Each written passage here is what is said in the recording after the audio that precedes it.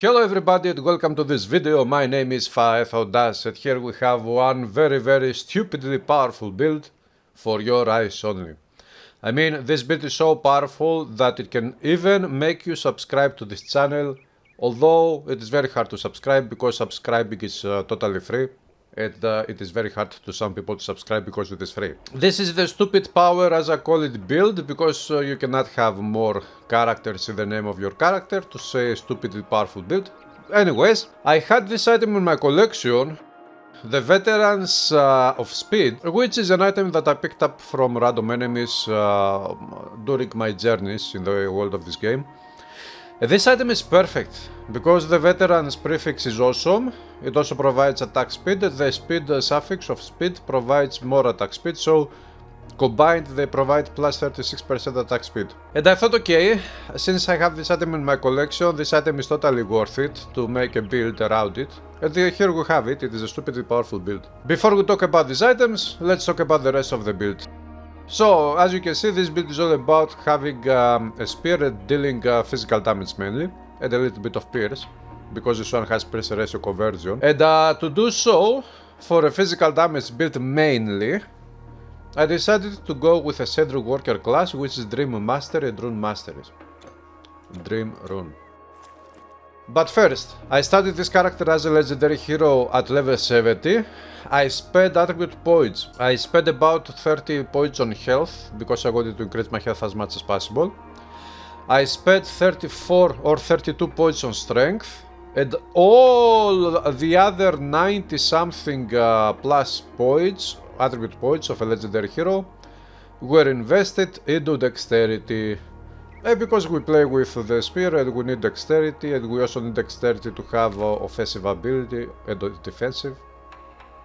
So yeah. Now for the skills we have Dream Mastery, maxed out and on plus 2 Trance of Wrath to reduce resistance of enemies, to skill disrupt them and apply some electrical bear damage over time to help us kill them faster. I haven't maxed out yet the Lucid Dream, but it will get maxed out later. The same applies to the Premonition. I can spend 2 more points here. And I have maxed out the Temporal Flux, which is awesome, and on plus 2. I decided to max out Psionic Touch with the add-on Psionic Beam on plus 2. All skills in Dream Mastery are on plus 2. And now, every second attack with the Psionic Touch releases these buffs of damage here. So it is a very big buff. Here we have the Distortion Field maxed out. It provides survivability overall. And we have maxed out the Phantom Strike to hit multiple targets and the add-on Dream Stealer to also energy leech the targets and stun them and deal more damage. This is it for Dream Mastery. In Rune Mastery we have maxed out the Rune Weapon at plus 2. All skills are on plus 2 because we use some items. And we have maxed out the Magical Charge, and I spent only 1 point on Energy Drain to get the attack damage converted to health. And I will talk about this one later. I have spent only 1 point of Sacred Rage to give me some survivability every now and then if I ever need it, which I guess I will in a couple of cases. And the add-on Frightening Power. Of course I have maxed out the Rune Word Feather to give me the offensive ability. Not for the strength requirement, because this build is already using strength, but for the offensive ability. I spent 1 point on Rune Word Explode, or 2 points, 1 I think, and on the Rune Word Burn. Sometimes this triggers. Later, if I can, I will max it out.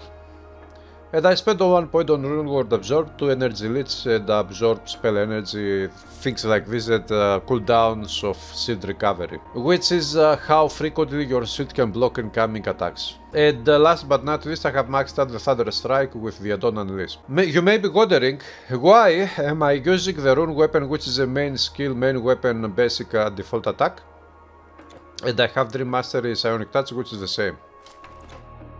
I have both skills down here. So what I do with this build is actually to attack left click with the Rune Weapon. The Rune Weapon charges up and it gives more damage, elemental damage, total damage and damages, which again increases damage, elemental damage and vitality. And after I have charged up enough charges with Rune Weapon, sometimes whenever I feel like, or whenever I feel like I need to do it, I use Psionic Touch. And Psionic Touch every second hit releases the buff and it deals even more damage than Rune Weapon deals. This is Rune Weapon attack speed, this is Psionic Touch attack speed. it is the same. My attack speed is maxed out to 222%, it doesn't go higher. This is how I play this character. I attack, I charge up, and then sometimes I use Ionic Touch to deal even more damage. And to have this combination of skills and make this thing work, first of all you need to have +2 to all skills, at least +2 to Psionic Beam to get to -2 charge levels here. So that every second attack with Psionic Touch can release the buffs of damage. And second, you need to have the fastest attack speed possible, so that you can benefit from this combination of skills the best. Now, about the items, very important stuff. I'm using the Elemental Rage artifact, because it provides attack damage converted to health, because the attack speed is, the completion bonus is attack speed, because we get elemental resistance, because we get absorption of spell energy, and because we get the buff to elemental damages. This build is 80%, 90% I would say physical damage build, but we still deal elemental damage because rune weapon with the magical charge add-on deals elemental damage, some elemental damage. But I also got elemental damage from this helmet. This helmet is a Tinkerer, which you can get only in Atlantis, and I have enchanted this one with the Crystal of Erebos. This is the source that provides me +2 to all skills. The Crystal of Erebos with the completion charm bonus. And then we have the Essence of Chaos endgame dungeon relic, which provides flat 120 elemental damage, and with this flat damage we add more elemental damage to our weapon attacks. So, even though this build doesn't invest in attribute points to intelligence, it still deals some elemental damage, and we can see that after we have charged up our levels, because with the rune weapon, which increases also intelligence. So this item increases elemental damage in 3 different ways. First of all, it increases intelligence, which increases elemental damage. Then it provides percentage elemental damage, and then in the end it provides total damage, which is again, total damage is a buff multiplier to every type of damage that you deal. So elemental damage on this build gets buffed 3 times by the skill alone, and then you have this one which provides some elemental damages buff, and on top of that, after you have charged up with this one, if you attack with this one and this one, every second hit releases the total damage. This total damage increases even further your elemental damage. Okay, this skill also does vitality damage, but vitality damage gets boosted by this skill as well, by intelligence and total damage, but not elemental damages. Vitality damage is also very good here in this case, but we care mostly about elemental damage because this build invests mainly on physical damage and a little bit on elemental. So this item here is perfect. Now we have the Medal of Sajan. It has low base armor, but it provides many resistances, and this is why I'm using this one for the resistances. We have the Might of the Ancestors, a super nice endgame legendary item. And we have the Majestic Speed of the 3 Sovereigns, one more super awesome item that provides attack speed, dexterity, physical resist, pierce resist. It is awesome. Awesome for the attack speed, the movement speed, the dexterity buffs, and the resistances. Then we have the Apollo's Will.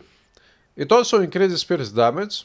You know, this one has some pierce ratio which converts some physical damage to pierce, and now with this item here it increases pierce damage even more.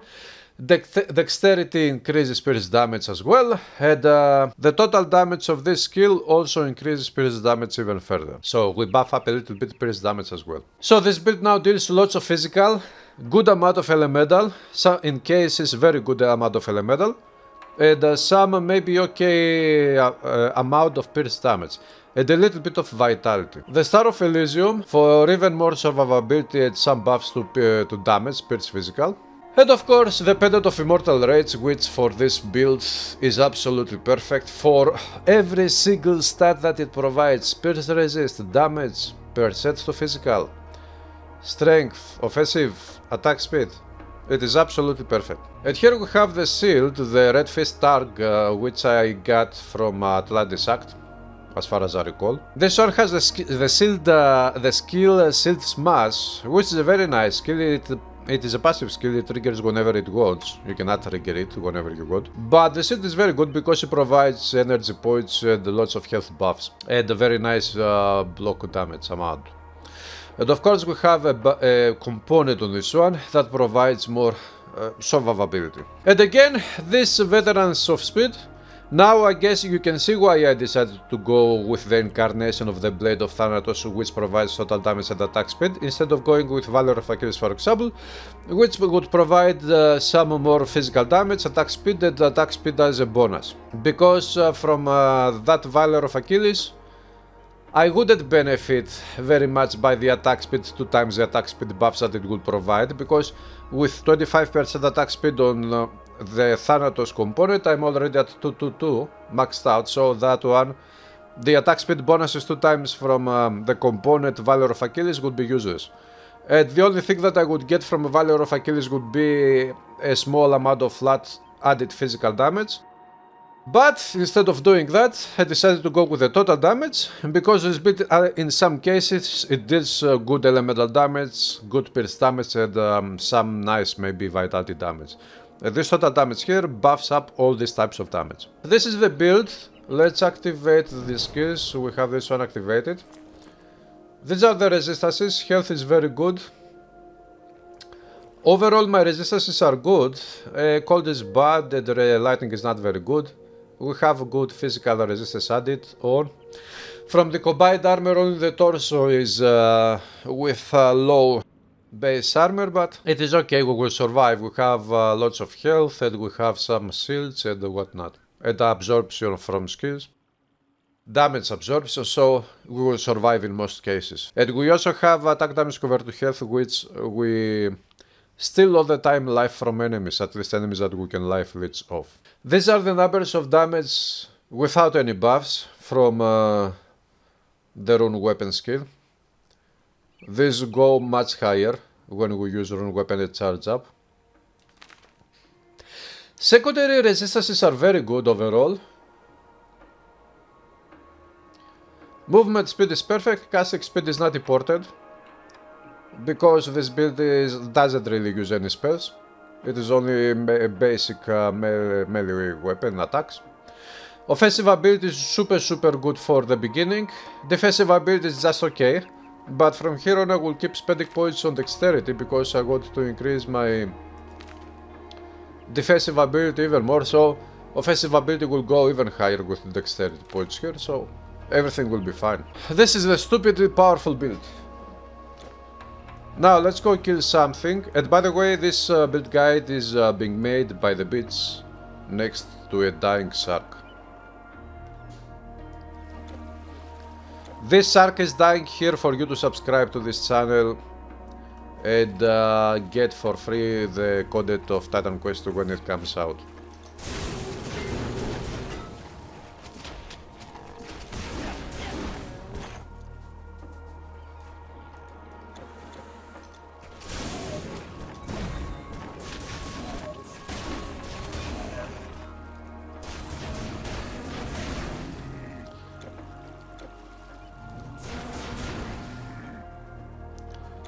Should I go there?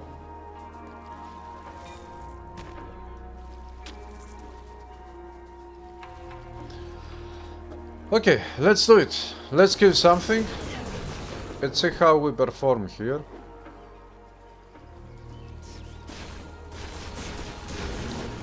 Take a look at the numbers of damage, how high they go.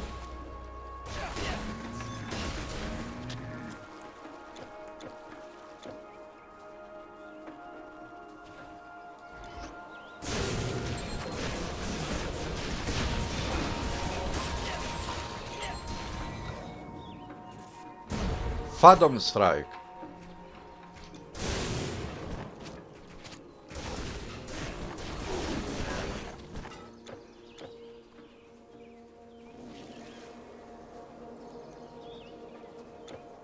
Okay, this way.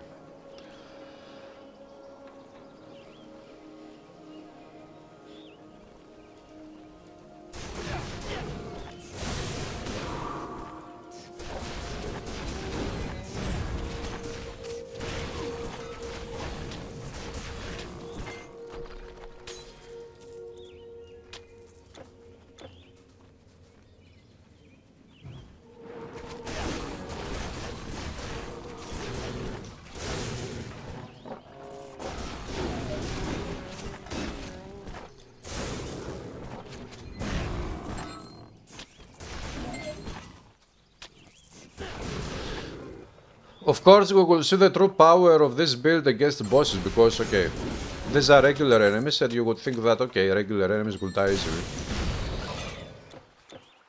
But you can get a very good idea of how powerful this build can be. The numbers of damage, the speed, the overall speed, the techniques like Phantom Strike and the Thunder Strike. The Trance of Wrath, which disrupts skills of enemies, and it also reduces resistances and you deal even more damage on them. The attack damage converted to health that we have from the artifact and the skill. Oh, what was that? Dreadful of Might. Nice. If only this one had another suffix, something like of Annihilation or of Reckless Power.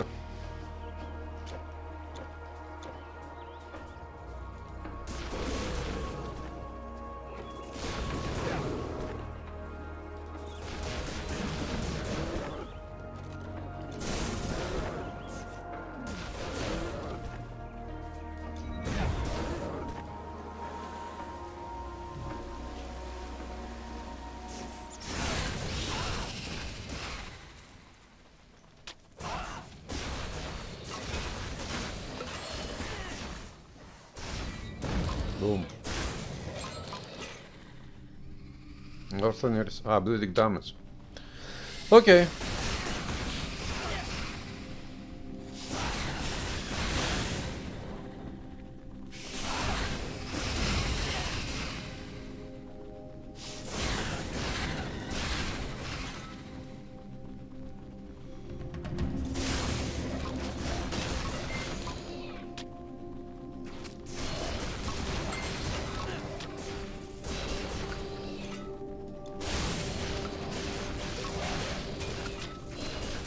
So yeah, we cannot life leech these enemies because they are dead. So here we have to be mindful. Usually when you fight enemies that you can life leech and you have very good damage and life leech, enough attack damage compared to health, you don't really think about that. You keep attacking, especially with the maxed out attack speed that we have here, and you keep getting back life all the time. But when you don't have attack damage compared to health available, you will have to be mindful.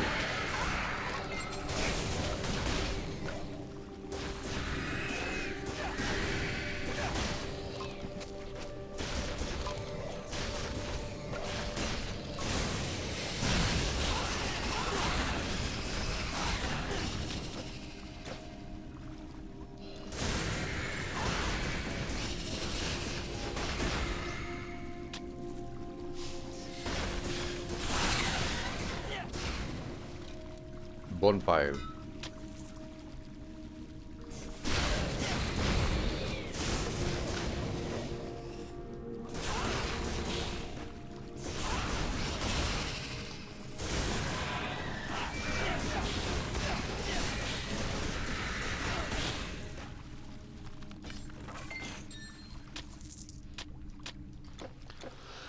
Okay, easy peasy. So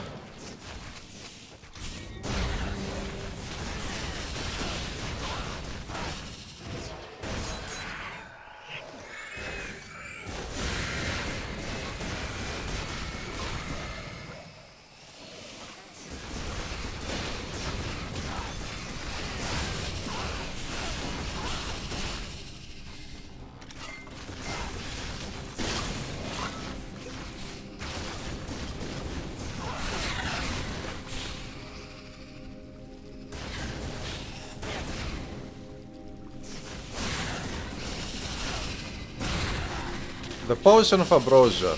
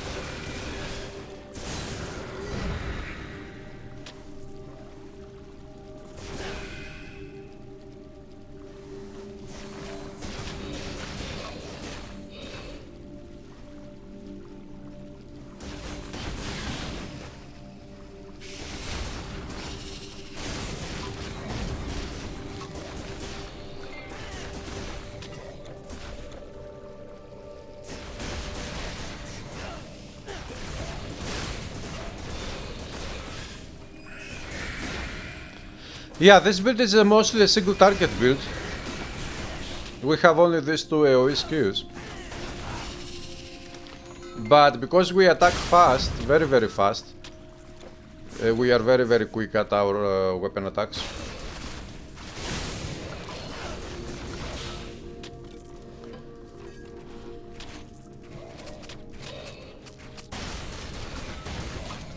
So because we attack very very quickly, it will deal lots of damage.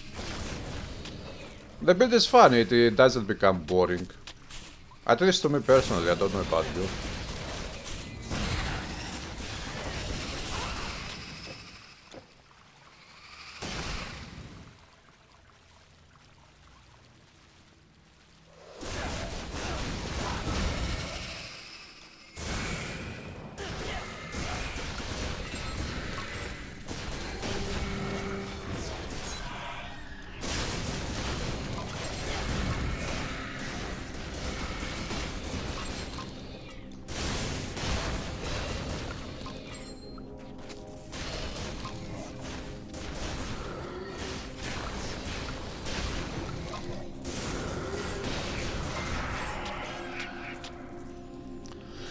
Okay, we will have the boss fight here.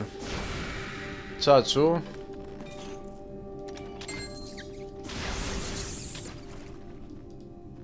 What are you waiting for? The treasure. I'm waiting for killing you.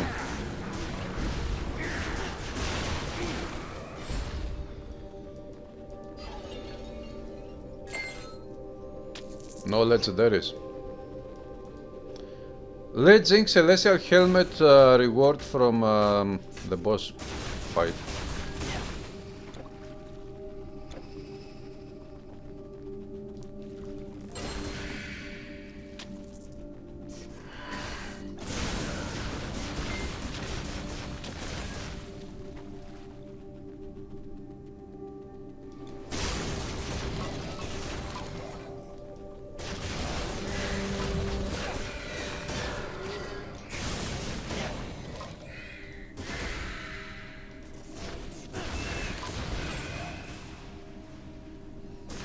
Spear of Trickery.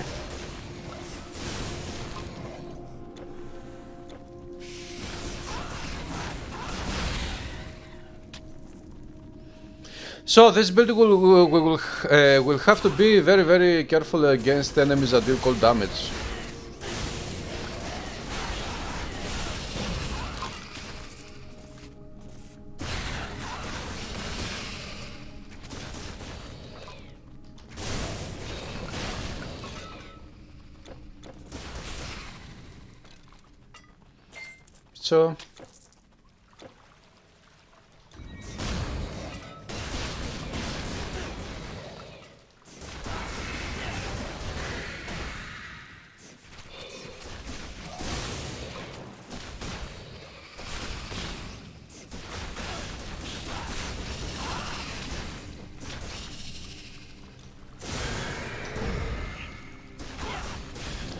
So guys, this is the build, this is the gameplay. As you can see, it is very very fast and very awesome, I would say. The build looks nice with all these items equipped visually. It looks very nice. So if you like this video and you would like me to live stream it, leave a comment below, hit the like button, subscribe, do the things, you know. And I will see you very soon again with more content. Have a great day.